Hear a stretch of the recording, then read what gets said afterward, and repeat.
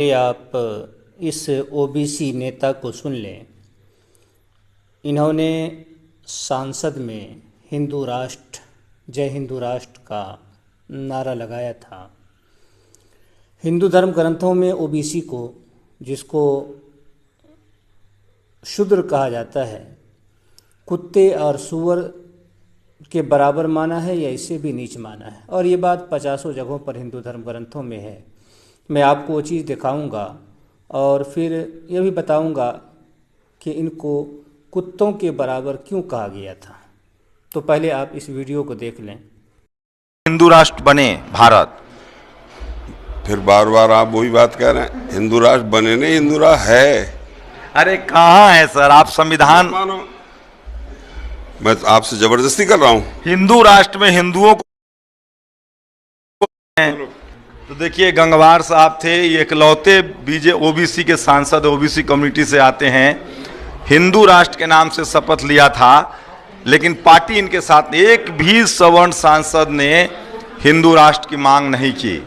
किसी ने नहीं कहा कि हम हिंदू राष्ट्र के नाम से शपथ लेते हैं, जबकि टॉप के मंत्रालय जो है वो सवर्ण समाज के पास है। यही सब सवाल पूछने से यही दिक्कत है ओबीसी के लोगों के साथ। वोट ओबीसी का 60%। ये नेताजी बरेली से हैं, खुद को ओबीसी यानी शूद्र समाज का बताते हैं और कहते हैं कि ये देश हिंदू राष्ट्र है।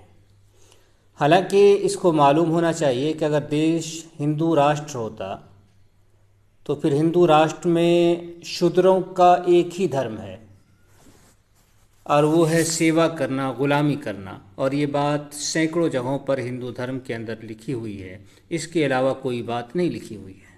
शूद्रों के लिए एक ही बात लिखी है। शूद्रों को कहीं भी पढ़ने लिखने का अधिकार नहीं है, बल्कि यहाँ तक बात आई है कि अगर ये पढ़ ले तो ज़बान काटी जाए, और याद कर ले तो जान से मार दिया जाए, सुन ले तो शीशे पिघला करके कान में डाला जाए। तो इस तरह की बातें इनके बारे में धर्म ग्रंथों के अंदर है।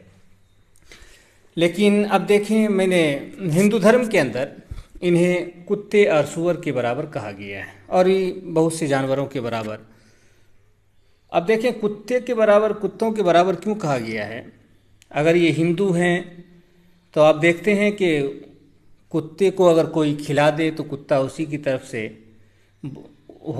तरफ हो जाता है, और फिर जो है जिसके ऊपर भौंकवाना चाहे वो भौंकता रहता है।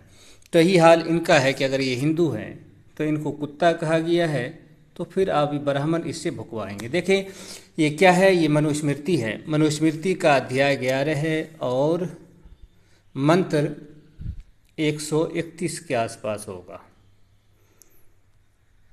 132 है, 32 से भी ज़्यादा होगा, खैर जितना भी हो।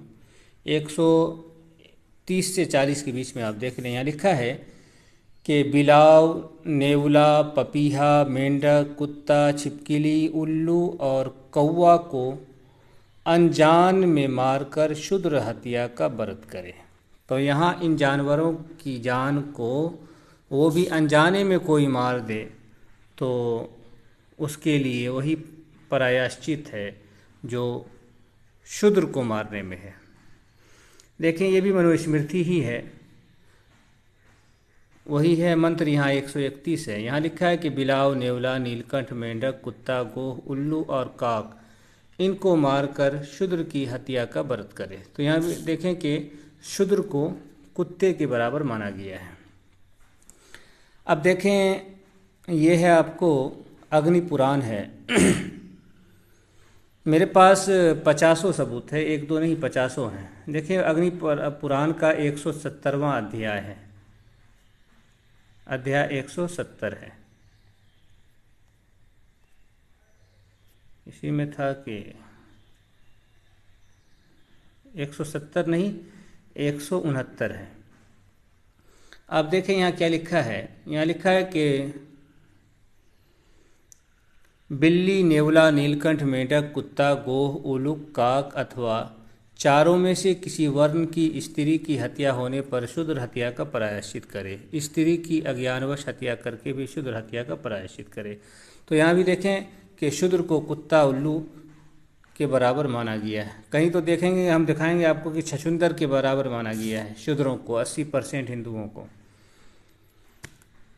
आप देखें, ये जो है ये होगा मेरे ख्याल से बौधायन धर्मसूत्रा होगा, पेज नंबर 135 है।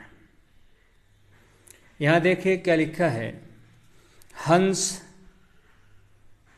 भास, मोर, चक्रवाक, परशिलाक, कौवा, उल्लू, कंठक, छुछुंदर, मेढक, डेरी का कुत्ता, ये क्या है पता नहीं क्या, नेवला आदि का वध करने पर शूद्र की हत्या के लिए विहित प्रायश्चित होता है। तो यहाँ भी देखें कि शूद्र को छछुंदर के बराबर, कुत्ते के बराबर, मेंढक के बराबर, कौवे के बराबर माना गया है। ये 60% हिंदू की ये इज्जत है हिंदू धर्म के अंदर। और आगे आप देखें, मेरे पास सबूतों का भरमार लगा हुआ है और दिखाता हूँ आपको।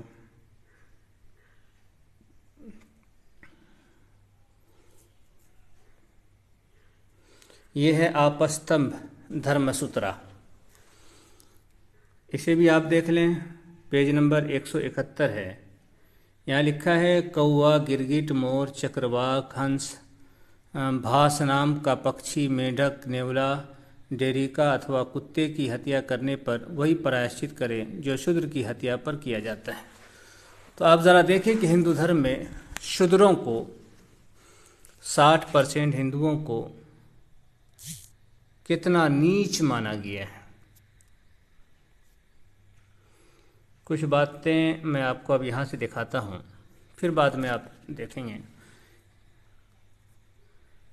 ये पुस्तक है आपको,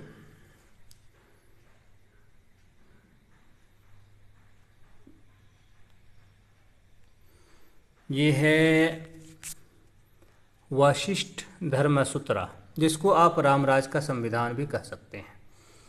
वशिष्ठ धर्मसूत्रा का अध्याय 18 है। इसके अंदर देखें क्या लिखा है, शूद्र के बारे में कैसी घिनौनी बात कही गई है। यहाँ से मैं पढ़ता हूँ,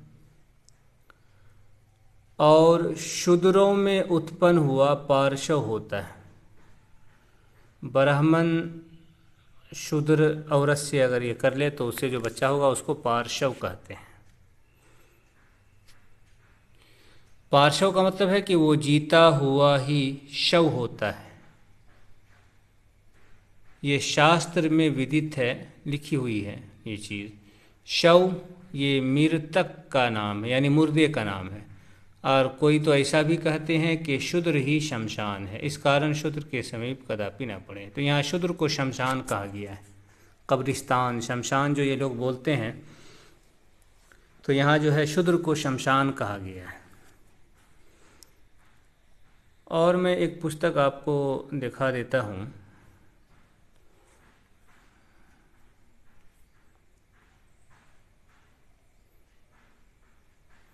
इसमें से निकालता हूँ, देखता हूँ कोई पुस्तक आपको। एक पुस्तक और देख लीजिए आप, कितनी खतरनाक बात है। ये व्यास स्मृति में आपको दिखा रहा हूँ। व्यास स्मृति का अध्याय 1 है और मंत्र 12, 13, 14 है। यहाँ देखे लिखा है कि बढ़ी, नाई, गवाला, आशाप, कुम्हार, वणिक, किरात, कायस्थ, माली और कुटुम्बी, वरट, मेट, चांडाल, मछेरा, शौपच और कोलक और जो गाँव का भक्षण करने वाले हैं, ये सब अंत्यज नीच जाति कहे गए हैं। इनके साथ वार्तालाप करके स्नान करे और इनका दर्शन होने पर सूर्य का दर्शन करे। तो यहाँ बहुत से ओबीसी जाति के नाम भी इसके अंदर आए हैं। तो इसमें इन सबों को अंत्यज, नीच, अछूत कहा गया। आप अगर गूगल पे देखें, अंत्यज सर्च करेंगे तो वहाँ यही आया, लिखा हुआ आएगा अछूत, जिसको छुआ नहीं जा सकता हो। तो यहाँ ओबीसी की बहुत सी जातियों को अछूत माना गया है, नीच माना गया है, कि जिसको छू नहीं सकते हैं। छूना तो दूर की बात है, यहाँ नीचे क्या लिखा है वो तो गूगल पे आपको मिलेगा, लेकिन यहाँ पुस्तक के अंदर क्या लिखा है कि इनके साथ वार्तालाप करके स्नान करें। वार्तालाप कहते हैं बातचीत करना। तो बातचीत भी कर ले अगर कोई, तो बातचीत करने वाला इंसान जो ऊंची जाति का है वो अपवित्र हो जाएगा, नापाक हो जाएगा। और इनका दर्शन होने पर सूर्य का दर्शन करना है, यानी देखने से भी आंख अपवित्र हो जाती है, नापाक हो जाती है ओबीसी को, शूद्र को। ये नेताजी को भी अगर कोई हिंदू देख ले तो हिंदू धर्म के अनुसार उसकी आंख अपवित्र हो जाएगी। अगर कोई बात कर ले हिंदू, ऊंची जाति का हिंदू, तो वो उसका सारा शरीर अपवित्र हो जाएगा। तो अब देखें, अगर हिंदू राष्ट्र होता तो ये सारे धर्मशास्त्र लागू होते हैं। और धर्मशास्त्रों में ऐसे मैंने एक दो नहीं बल्कि 1000 के आसपास मंत्र लिख कर रखे हैं। शूद्रों को जो गालियाँ दी गई हैं और जितना बुरा भला कहा गया है, सभी धर्मशास्त्रों से मैंने लगभग सभी धर्मशास्त्र 2 लाख पेज के आसपास में पढ़ा हूँ। और मतलब 1000 जगहों से ज़्यादा पे जहाँ जहाँ अपमान किया गया है, बुरा भला कहा गया है, वो मेरे पास मौजूद है। तो बहुत कुछ कहा गया है, सैकड़ों जगहों पर इनको जानवरों से भी बुरा माना गया है। अब ज़रा इनको ही देखें, इसी मंत्र को देखें और ओबीसी को देखें और देखें कि कुत्ता, मैंने कहा कि बहुत सी जगहों पर कुत्ता सूअर के बराबर लिखा है, लेकिन अगर यहाँ आप देखें तो हिंदू धर्म में कहीं ये बात नहीं लिखी होगी कि अगर क्या कहते हैं, कुत्ता या सूअर के पाखाने को देख ले, टट्टी को देख ले तो आँख पवित्र हो जाएगी। मान ले कि ये बात लिखी हो, तब भी तो यही बात होगी कि इनको कुत्ते और सूअर की टट्टी पाखाने के बराबर माना गया है। अगर ऐसी बात नहीं है तो इसका मतलब यह हुआ कि शूद्रों को हिंदू धर्म में कुत्ते और पाखाने का बोलते हैं, सूअर के पाखाने से भी नीच माना गया है। ये है हिंदू धर्म में इन लोगों की हैसियत, इन नेताओं की हैसियत। तो अब आपको समझ में आ गया होगा कि कुत्ता जो कहा गया है, ज़्यादातर जगहों पर जो ओबीसी को, शूद्रों को कुत्ता कहा गया है, वो क्यों कहा गया है कि ब्राह्मण इन्हीं को खिला पिला करके इन्हीं के लोगों को, इन्हीं के अपने लोगों को शिकार हमेशा से करते आए हैं। कुत्ता का काम ये होता है कि जिसको खिला दें, जिसके यहाँ का खा लें, तो फिर अपनों पर भी, अपने लोगों पर भी ज़्यादा भुगते हैं। कुत्ते अगर आप पालते हैं, कोई पालता है तो कोई आदमी खिलाता है, तो दूसरा कुत्ता भी आ जाए अपनी बिरादरी का तो सबसे पहले उसी पर भूकेगा। यही हाल इसका है कि ब्राह्मण अगर किसी शूद्र को खिलाता है, पिलाता है, तो धर्मशास्त्रों में लिखा है कि ये कुत्ता सूअर के बराबर है, तो खिलाता पिलाता है तो कुत्तों वाला काम कर रहा है। इस वजह से धर्म ग्रंथों के अंदर इनको कुत्ता भी कहा गया है और बार बार कहा गया है, 50 जगहों पर कहा गया है। तो ये है इन लोगों की हैसियत हिंदू धर्म के अंदर। तो ये बात बतानी थी। और ये जो मुसलमानों से नफ़रत करते हैं, हालांकि मैं तो कई बार तवक्को कहता हूँ कि जिन देवी देवता की तुम मान रहे हो कि ये देवी देवता हमारे लिए भला करने वाले हैं, हमारी भलाई को सोचते हैं, एक मुसलमान चाहे जितना गंदा से गंदा हो जाए, वो भी जिन देवी देवताओं को ये लोग मानते हैं, शूद्र समाज, इन देवी देवताओं ने इनके लिए क्या किया है और इनके बारे में क्या लिखा है, क्या कहा गया है, इन देवी देवताओं की ज़बानों से, ब्राह्मणों के ज़रिए से एक मुसलमान जितना भी नीच हो जाए, गिर जाए, वो भी उतना नहीं गिर सकता है, उतना नहीं जा सकता है जितना देवी देवताओं ने इनके बारे में कहा है। तो ये असल चीज़ है। और बातें तो बहुत सारी हैं, लेकिन वीडियो लंबी ना करनी, मेरे पास सबूत 1 2 नहीं हज़ारों हैं।